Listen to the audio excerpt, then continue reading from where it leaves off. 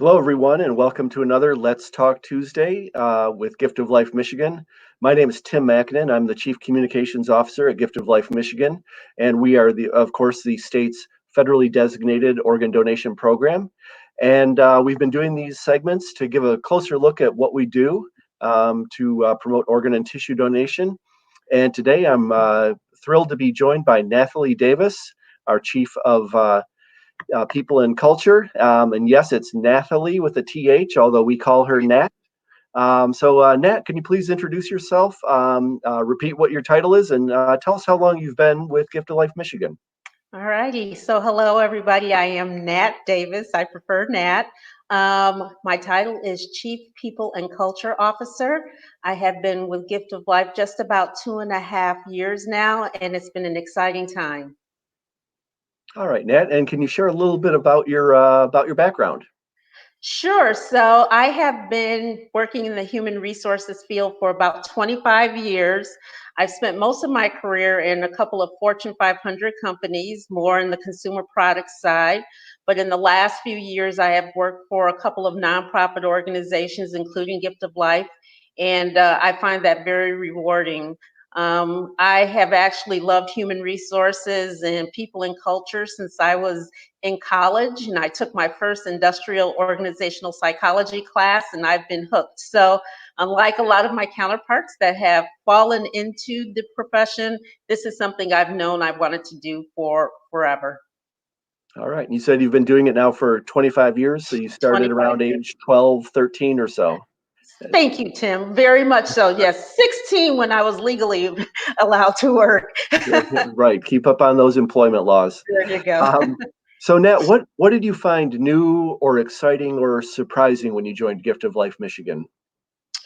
I think coming from the for-profit world and then going into nonprofit, one of the things that I found very surprising was I think the lack of competition between organizations like ours.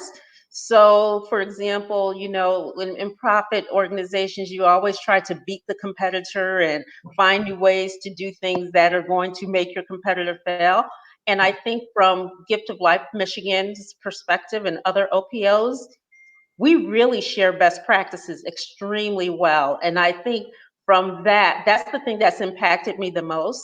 That while we always want to measure ourselves against each other to continue best practices, that sharing very openly with all levels within all functions of the organization really has made a tremendous impact on me. And I find that very, very refreshing. Mhm. Excellent. So let's go back to the name of the department. What exactly is a people and culture department? So when you go back to when I was 16 and starting in these roles, I think people remember when human resources used to be called the personnel department. And if you ever watched The Office or any show like that, and you had the thing of Toby just kind of managing all the paperwork. And back in probably the 80s, early 90s, we decided that it's not just an administrative function, it's a role that encompasses a lot more. And so while administration is absolutely required to keep people, have their benefits on time and for us to remain compliant, we wanted to add more to that. And so we wanted to focus on the human perspective of it. So then it evolved into human resources, and that's what our department is generally known as throughout the world. But people are slowly transitioning to talk about people and culture. Um, as HR professionals, sometimes we're referred to as the heart and the conscience of the organization, although that is shared by everybody.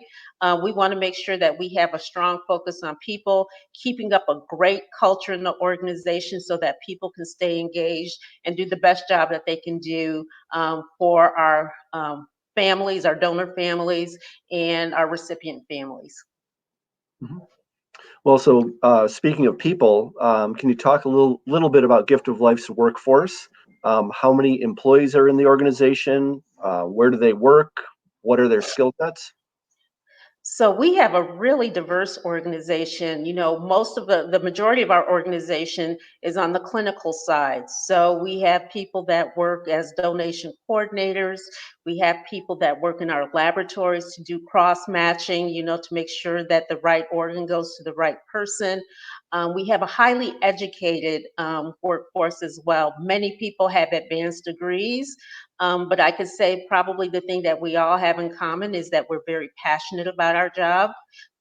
With the 235 or 40, 240 employees, not only do we have the clinical side, but we also have what we call general business functions. So we have an information technology division, we have a finance group, we have your group, Tim, in Mhm. communications. We have a great laboratory. We have a great donor services center that handles all the incoming calls. And then, of course, you have finance and you have people and culture. So it runs like a regular business from the administrative side, but we do have a lot of clinicians in here that help people, help the donors as they're transitioning, help their families manage that. And so even social workers, we have social workers that help us with that process as well. So really diverse group of employees. Yeah, I would definitely concur with that. There's a lot of skill sets there, a lot of people with who are just amazing working with families who just lost someone, and Yes, of course the clinical side where they know exactly how to get these gifts to the people who need them. absolutely. Yeah. Absolutely. So Nat, what are some of the key initiatives that have been going on at Gift of Life Michigan in regard to the workforce? So we are doing a lot of things. One thing that we like to do on an annual or biannual basis is our engagement survey. So what we like to do is get a full pulse check of what's going on in the organization, what's happening with people, how they're feeling about their workplace, working with their supervisors and their coworkers. I think that is one of the biggest initiatives that we take for our employees to make sure that things are going smoothly and we're addressing our needs or their needs. We also do things very often like compensation surveys to make sure that we're paying people at a very good salary, that we're giving them uh, extremely good benefits, and making sure that they come into the organization and that they're taken care of. One of the bigger things that we have done in the last couple of years, we brought in a manager of learning and development.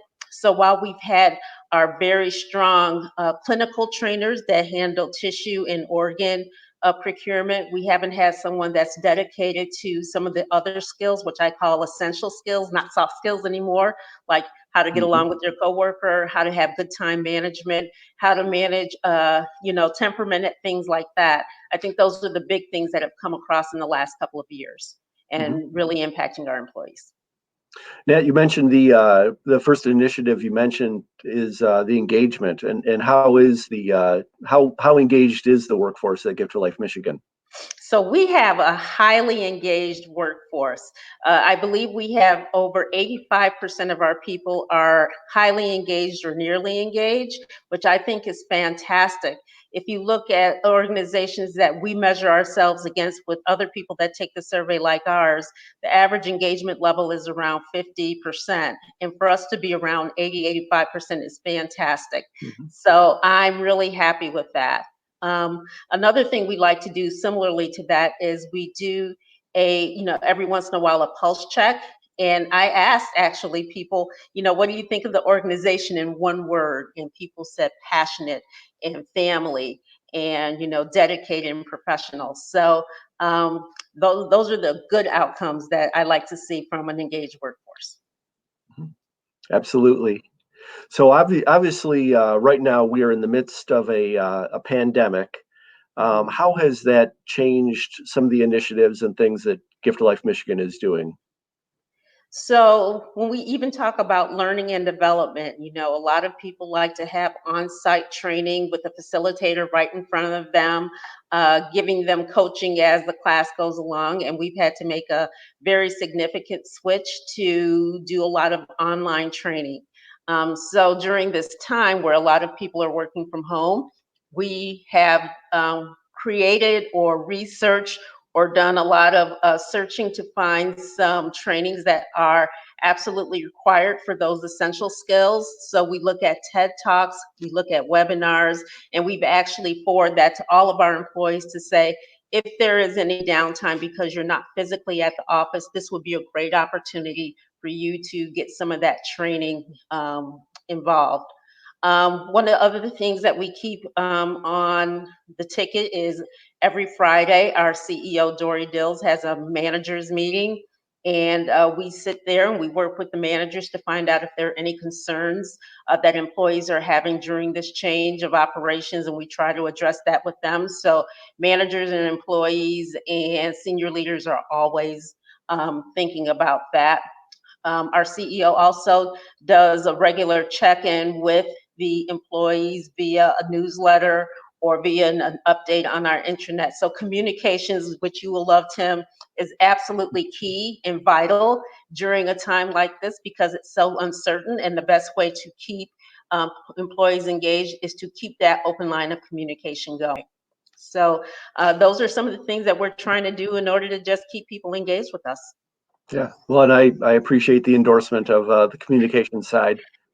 So, and now obviously there are certain employees, and actually a lot of employees who are not working from home. They have to be in the office, our donor services center, all of our surgical team, clinical teams. What is Gift of Life Michigan doing to keep employees safe right now? So we actually just started a task force that's mostly focused on reentry, but right at the beginning, we sat down and said, who are the most critical people that have to be on site? And what do we need to do? So we've set up cleaning stations. We have people that are coming in and sanitizing the offices every day. We make sure that they have proper PPE, personal protective equipment, to make sure that they can do their jobs accordingly. We have done things like let's do meetings through Teams. So even if you are in the office and you want to have a group meeting, the best thing to do is to utilize Teams in order to do that so you can remain 6 feet apart from your coworkers. And so we've implemented a lot of things like that. We have hand sanitizer stations. Hmm. Um, and actually, one of the best things that I've seen is something that's not even for us internally, is for us to do things externally. So we have a group called We Grow, and that's a group that's completely employee led. And they are doing things like making masks and things like that that we can donate to other people. We donate to a food bank locally. And so even those type of things keep people engaged, whether you're in the office or not. But the Hmm. physical safety of the employees is at most the key thing. And we've done some really great things to make sure that people have distance between each other, there's sanitation equipment all over, wipes, hand sanitizer, and those types of things. So we're making sure that our Hmm. employees stay safe. Yeah. What do you think the return to normal is going to look like? And I put return to normal in quotes because I don't think it's going to be anything resembling what normal used to look like. Yeah, I think this is our new normal that is not normal. So I kind of adapted to that mantra, you know. So when you go into the office, when this is a return to work time or reentry back into the workforce, you may not see all of your coworkers at the same time. You may have to get used to seeing a few here and a few there. I think we're going to have to get used to seeing each other in masks, you know, and still Mhm. maintaining some physical distance. We are a great organization, and we are a group of feelers. So, you know, when you do the high fives or, you know, the occasional hug, that's going to be kind of off limits now. And so Mhm. you're going to do a lot of elbow bumps and things like that. So I think that's going to be a big difference.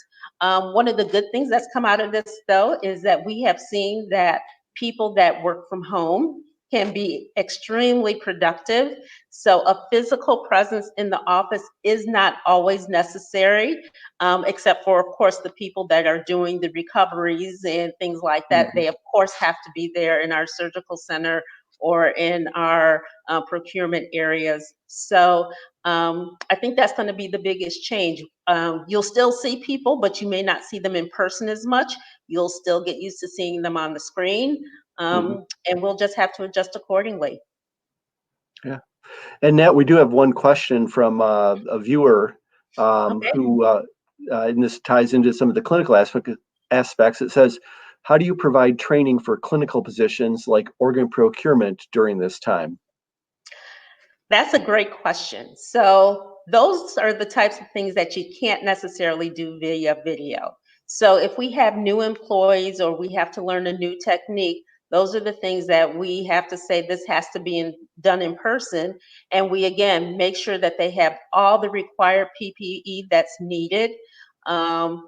There's certain positions that you can't necessarily be 6 feet apart in. So, we do again make sure that you have the proper mask and gowns and things like that. And we do have to show you those things in real time.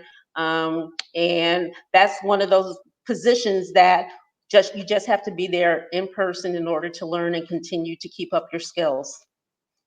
Yeah, and definitely one of the questions that we've heard during this is, is organ donation and tissue donation happening? And of course, the answer is yes. People are Yes. still in need of these gifts, and our staff is still working with donor families, recovering organs and tissues, and helping get those to the people who need them.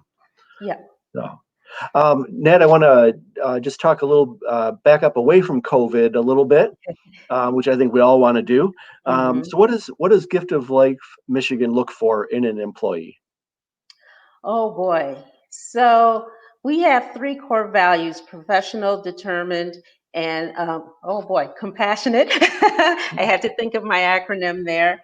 And that's what we really look for in an employee that wants to come here. There's the old mantra of why do you want to come work for an organization is, oh, I'm a people person, or the job is close to my house. And although those are fine and good, we want to see people that have an extremely high level of compassion. What we do here is not easy work. And so, whether you're having to be compassionate with families that you're talking to on the phone or families at the hospital, you also have to be compassionate with your coworkers as well, and show a level of understanding when we're all dealing with a very tough situation. We look for people that are highly professional and highly accountable. So that's one of the things that I'm very passionate about. Come in, take responsibility for your job, take ownership of your job. And we want to see that throughout the interview process. Mhm. Can you walk us through that hiring process? Sure. So, whenever we have a job opening, we post those positions, and they usually go to places like LinkedIn or Indeed. And we get a myriad of applicants that come through. Those are screened by our talent acquisition specialist. And then those resumes that meet our minimum requirements are sent to a hiring manager for them to do some additional screening if they like. We try to give hiring managers probably the top 3 to 5 resumes that we've received.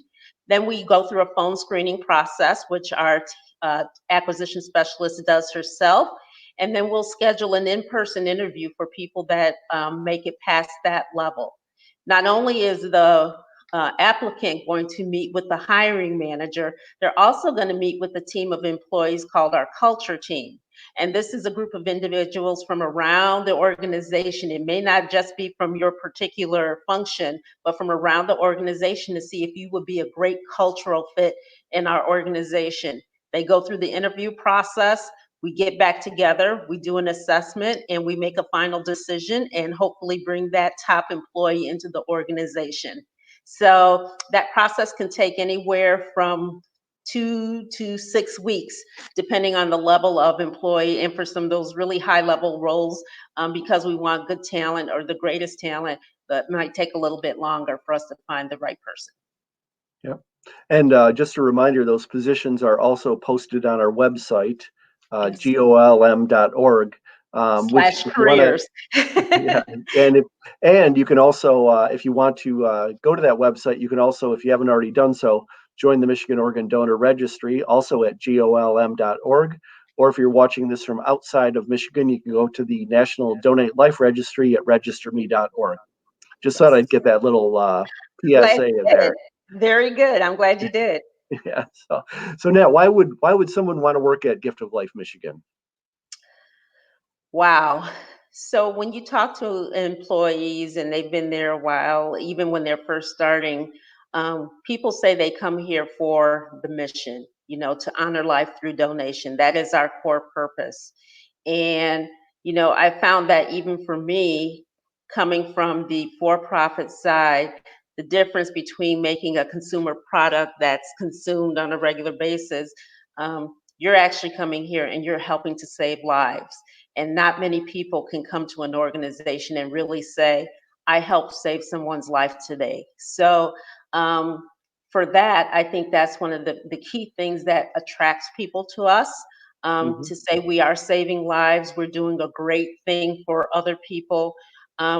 You have the very um, uneven things of a very terrible low from when someone passes away to a very incredible high by taking an organ or tissue and enhancing or saving someone else's life. So while you may go through a myriad of emotions, knowing that you actually can contribute to someone's life is one of the greatest things about working for this organization. We have great teams. Our leadership team is amazing.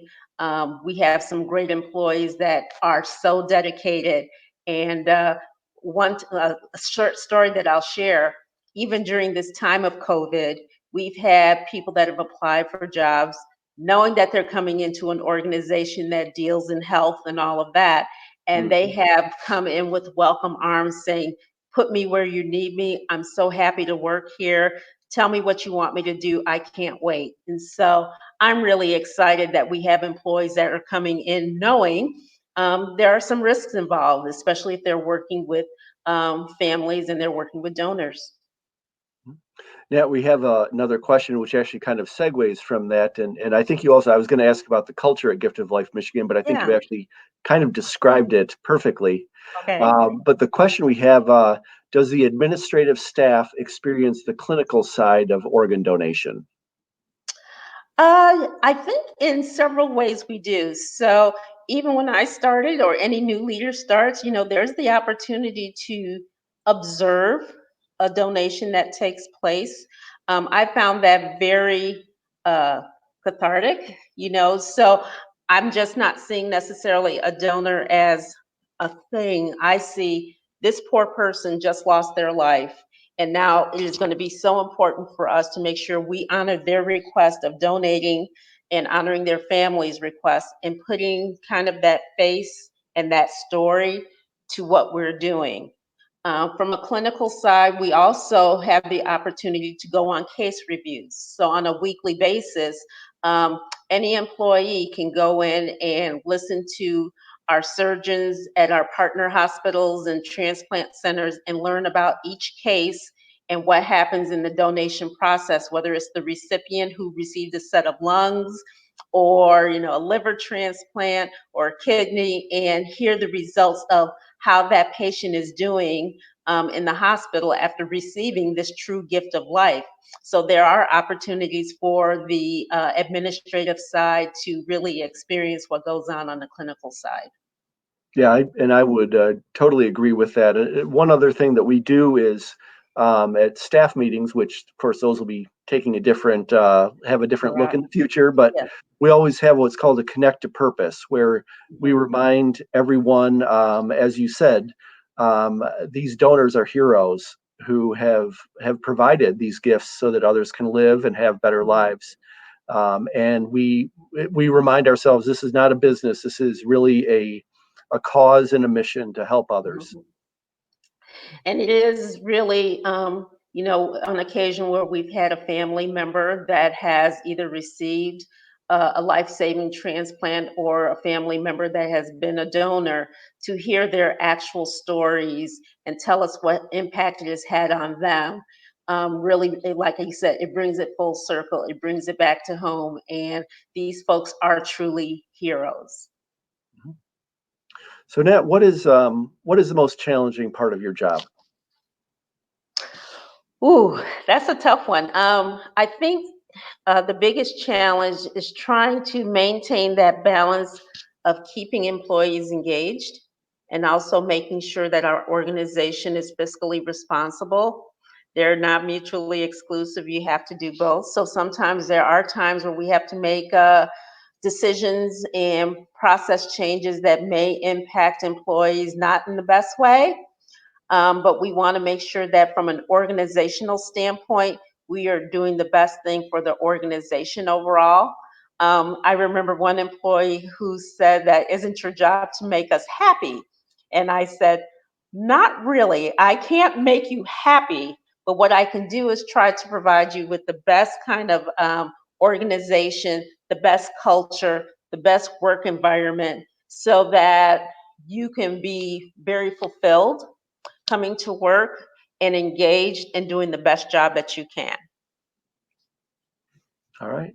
Now, what is? Hopefully, this one's a little easier. What's the best part of your job? Now, that's an easy question. I think what I love about my job is seeing people grow. We have trainers that come in and they provide education. We have people that say, "I want to be a manager. I've been here for 3 years and I've been in this role. What does it take to be a manager?" And seeing people that actually become very successful at that. Anytime you change a job is always a little questionable, as am I really the right person for this role? Can I really do as well as my predecessor, or things like that? And when people do succeed, I think that's one of the greatest joys that I have. And probably another one is just the people. I love walking down the hall and saying hi to folks. And I'm kind of a jokester on the side, and I like to have fun and laugh. And to be able to bring that to the organization is a lot of fun. I think working with our senior leaders who have so much industry experience and so much passion for this role, and they want to see me grow and develop as well. So it's really, again, very 360. I'm learning from them. Hopefully, they're learning from me, and we can continue to help engage each other so that we can have a really great workforce. All right. Well, I really appreciate your insights and of course your compassion, and just want to thank everyone for joining us again today. This is Let's Talk Tuesday for Gift of Life Michigan, and if you'd like more information, you can always check us out on all of our social media platforms or at golm.org, giftoflifemichigan.org. That's where you can join the Michigan Organ Donor Registry as well. And we've been doing these since April. We're going to take a week off next week, but we should be back in a couple of weeks. And as always, stay safe and join the Organ Donor Registry, and tell your friends and family to do the same. Thank you. Thank you.